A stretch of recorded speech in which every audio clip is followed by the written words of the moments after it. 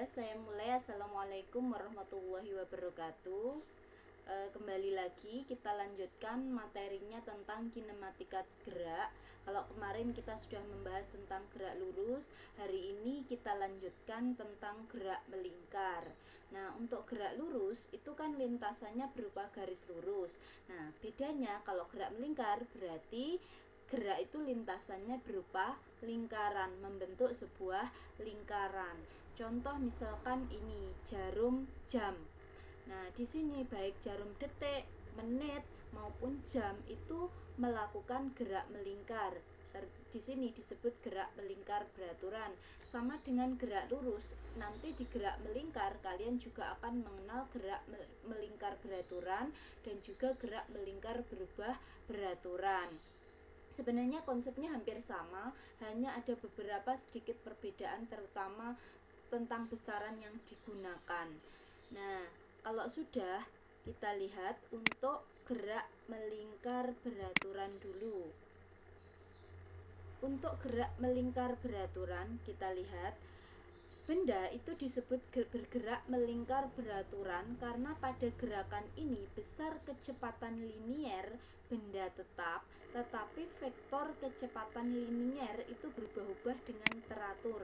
Jadi kecepatan linier itu kecepatan yang sama dengan gerak lurus kemarin. Kita lihat, misalkan sebuah benda itu bergerak melingkar, berarti dia membuat lintasan seperti ini. Sebuah lingkaran pasti punya jari-jari, di mana jari-jari itu adalah jarak antara tepi ke pusat lingkaran. Misalkan ini titik ini berarti ke pusat, maka jari-jarinya kita simbolkan dengan R. Titik ini ke pusat berarti ini jari-jarinya. Nah, kalau lintasan nya seperti ini, bunder seser, maka di sini jari-jarinya mesti sama. Nah, terus kemudian misalkan sebuah benda berada di titik sini. Kalau kita lihat, maka ini adalah jari-jari misalkan. Ada garis yang tegak lurus ini. Nah, ini vektor kecepatan itu arahnya tegak lurus dengan jari-jari ini. Nah, itu adalah kecepatan linear V. Nilainya itu di titik ini, di titik sini, di titik sini maupun di titik sini itu tetap. Tetapi vektor atau arahnya itu berubah-ubah. Berarti kalau di titik sini arahnya ke atas sini. Kalau berada di titik sini arahnya ke kiri kalian ini. Nah, jadi dia berubah. Kalau di titik sini berarti arahnya ke bawah. Dia selalu tegak lurus dengan ke garis jari-jari ini. Nah, itu untuk kecepatan linier. Pada gerak melingkar, selain kecepatan linier, juga terdapat kecepatan anguler atau kecepatan sudut. Simbolnya seperti huruf W tapi agak bunder, itu namanya omega. Bacanya omega. Hubungan keduanya atau kecepatan linier dengan anguler itu seperti ini. V itu sama dengan omega dikalikan R, jari-jarinya tadi. Jadi kecepatan linier itu sama dengan kecepatan anguler atau kecepatan sudut dikalikan jari-jari. Kita lihat ini.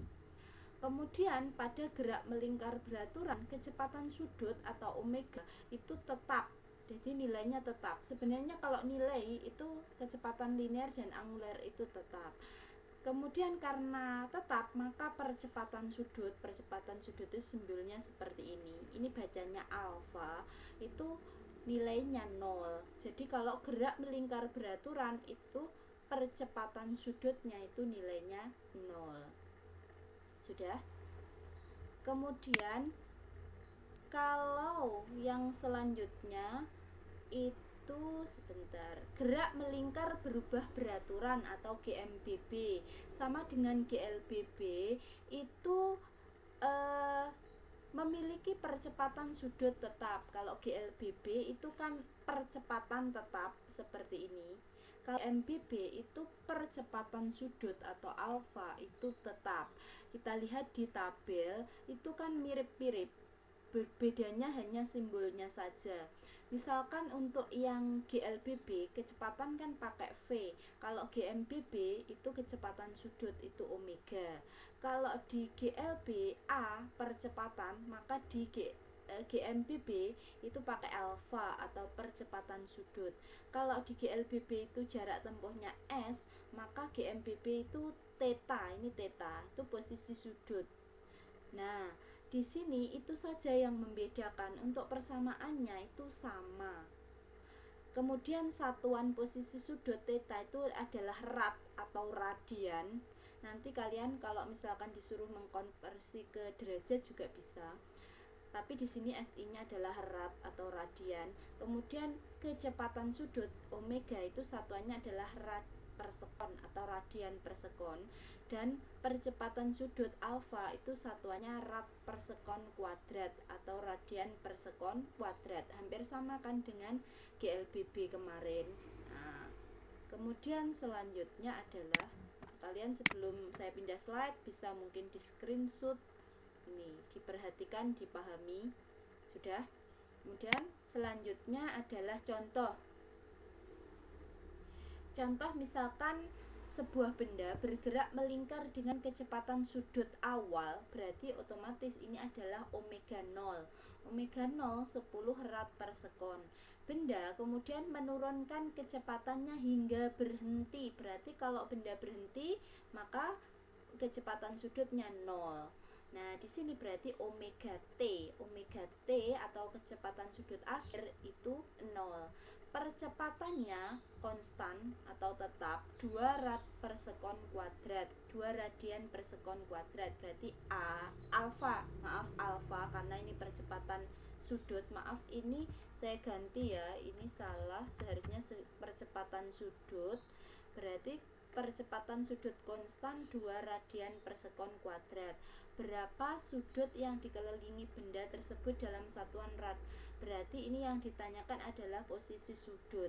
Maka karena yang diketahui adalah omega 0, kemudian omega T, kemudian alfa, yang ditanyakan theta, maka kita gunakan persamaan yang ini, yaitu omega T kuadrat sama dengan omega 0 kuadrat min 2 kali alfa kali theta. Jadi karena waktunya tidak diketahui, maka kita gunakan yang tidak ada T-nya persamaan tersebut. Berarti kita gunakan ini, tinggal masukkan saja omega T-nya karena berhenti berarti 0, omega 0-nya 10 berarti 10 kuadrat dikurangi 2 kali 2 kali theta. Terus ketemu 0 sama dengan 100 min 4 theta, berarti 4 theta sama dengan 100. Theta berarti 100 dibagi 4, berarti theta adalah 25 radian. Berarti ini adalah contoh gerak melingkar berubah beraturan yang diperlambat, karena di sini kecepatan sudutnya itu berkurang sampai suatu saat dia berhenti. Sudah bisa dipahami ya? Yang selanjutnya itu adalah aplikasi dari gerak melingkar. Ada 3 hubungan roda-roda, dimana misalkan ada 2 buah roda A dan roda B itu dihubungkan, kemudian keduanya itu jari-jarinya berbeda dan bergerak bersama-sama. Maka di sini kita bisa menganalisis. Yang pertama, jika kedua roda itu seporos, misalkan ini roda A dan roda B, itu titik poros atau titik pusatnya itu sama, terletak di sini. Nah, kemudian dalam selang waktu yang sama, sudut pusat yang ditempuh oleh kedua roda itu juga sama. Hal ini berarti kecepatan sudut kedua roda itu sama. Berarti pada 2 roda yang seporos seperti ini, maka yang sama itu adalah omeganya atau kecepatan sudut. Berarti omega A sama dengan omega B, itu yang penting. Kalau mungkin yang ini mau dibaca boleh, mau tidak juga boleh.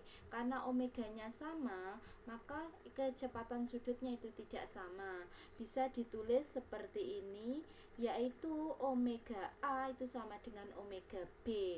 Tadi itu kan omega V itu kan omega dikalikan R, maka omega itu kan V dibagi R, berarti ini VA dibagi RA untuk omega A. Sedangkan omega B berarti VB dibagi RB.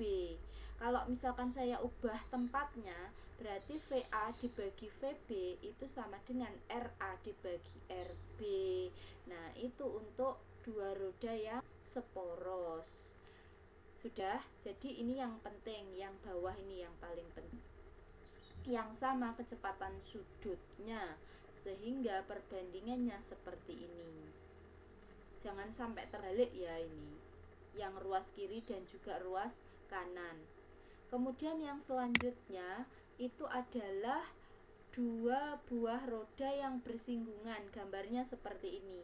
Ini roda A, ini roda B, kemudian tepinya itu bersinggungan, maka arah putarannya seperti ini.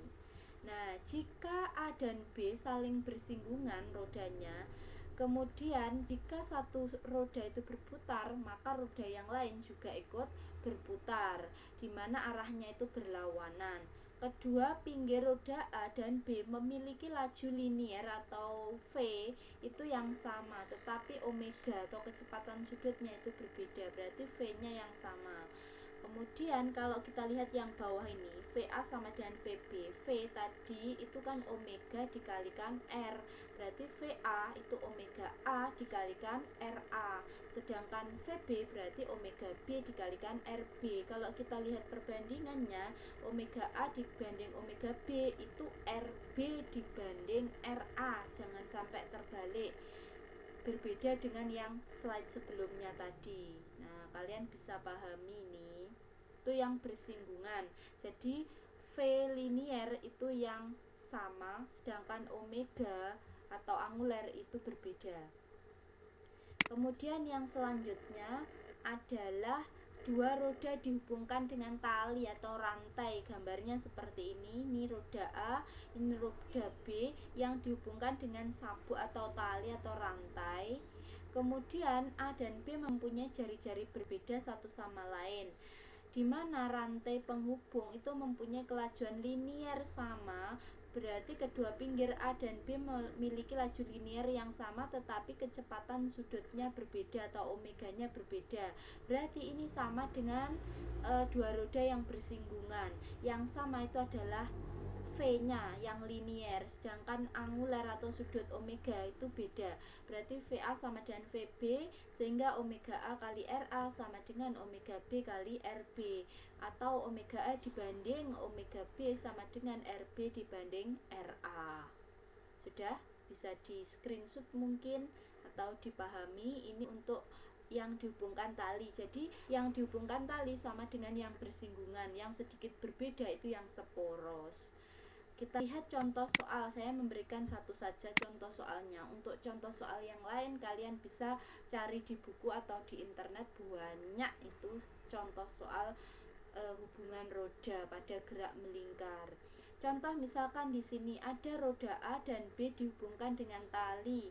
Diketahui jari-jari roda A 0,5 meter dan jari-jari roda B 1 meter.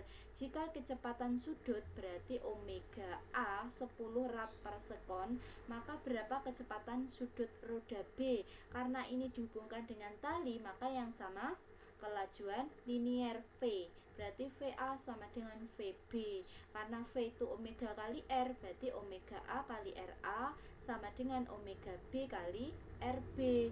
Sehingga kalau kita pindah ruas berarti omega A dibanding omega B sama dengan RB dibanding RA. Kita tinggal masukkan, omega A sudah diketahui 10, omega B yang ditanyakan, RB itu yang ini saya terbalik, omega RB itu 1, kemudian RA itu 0,5.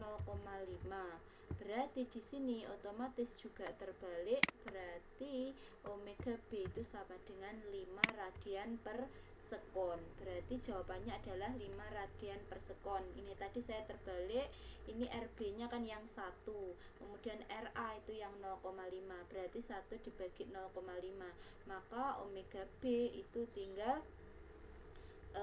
menghitung saja. Maka di sini ketemu omega B itu 5 radian per sekon. Sudah bisa dipahami. Untuk yang seporos atau bersinggungan kalian bisa mencari contoh sendiri. Mungkin pertemuan berikutnya juga saya akan berikan soal tentang kinematika gerak ini. Sudah ya, bisa dipahami. Saya yakin untuk materi gerak ini masih tidak sulit. Jadi kalau kalian sedikit demi sedikit mempelajarinya, saya yakin kalian bisa memahami. Seperti biasa, kalau misalkan ada pertanyaan bisa kalian tanyakan, boleh di kolom komentar atau mungkin boleh japri saya via WhatsApp ya. Terus kemudian jangan lupa untuk absensi di kolom komentar. Terima kasih untuk pertemuan kali ini, semoga bermanfaat. Saya akhiri, wassalamualaikum warahmatullahi wabarakatuh.